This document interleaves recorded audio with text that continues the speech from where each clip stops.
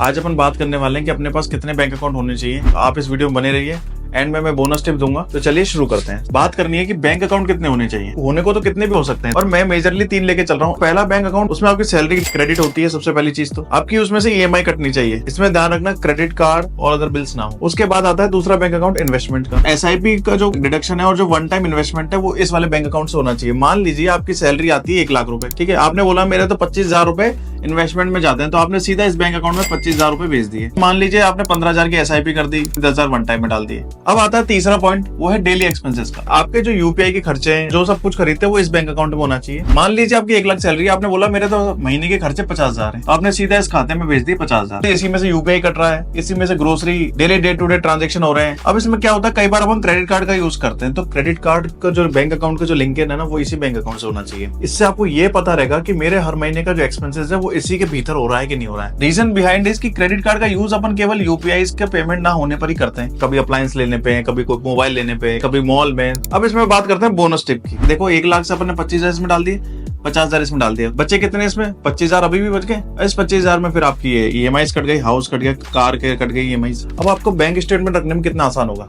इसका bank statement कैसा होगा, देखो मान लीजिए 4-5 ट्रांजेक्शन है। इसमें आएगा credited salary, debited EMI, credited salary, debited EMI। इसमें क्या ट्रांजेक्शन आएगा, credited from this account, debited one time, debited SIP, debited one time. ये सबसे बड़ा बैंक स्टेटमेंट बनेगा UPI वाला, ठीक है। इसमें बहुत सारे ट्रांजेक्शन हो जाएंगे। तो आपने वन टाइम कितना भेज दिया, 50,000 भेज दिया। अब इसमें से डेबिट हो रहा है कभी 10 रुपए, कभी 400 रुपए, कभी 500 रुपए, कभी 700 रुपए। तो ये बैंक स्टेटमेंट लंबा बैंक स्टेटमेंट है, इसको रखना थोड़ा मुश्किल है। बोनस टिप में एक चीज और मैं आपको बताना चाहूंगा कि जितने भी सैलरीज अकाउंट है, जितने भी इन्वेस्टमेंट अकाउंट है, डेली एक्सपेंसेस अकाउंट है, इनका केवल ये इसमें UPI होना चाहिए और इसमें UPI होना चाहिए। इसमें UPI नहीं होना चाहिए, ध्यान रखना इस चीज को, क्योंकि इसमें अगर UPI चालू कर दिया तो गलती से आप इससे पेमेंट करना चालू कर दोगे, पता ही नहीं चलेगा। अब आपको हिसाब रखना बहुत आसान हो जाएगा। हिसाब कैसे रख सकते हो कि भाई साहब 1 लाख रुपए मेरे को आया, ऑटो स्विप की फैसिलिटी लगाई। मान लो 5 तारीख को, 1 तारीख को मेरी सैलरी आ गई, 3 तारीख को इस बैंक अकाउंट में पैसे चले गए, 3 तारीख को इसी बैंक अकाउंट में पैसे चले गए। बाकी जो 25,000 है उसकी EMI कट जाएंगी, हाउस की और कार की। ध्यान रखना एक चीज का,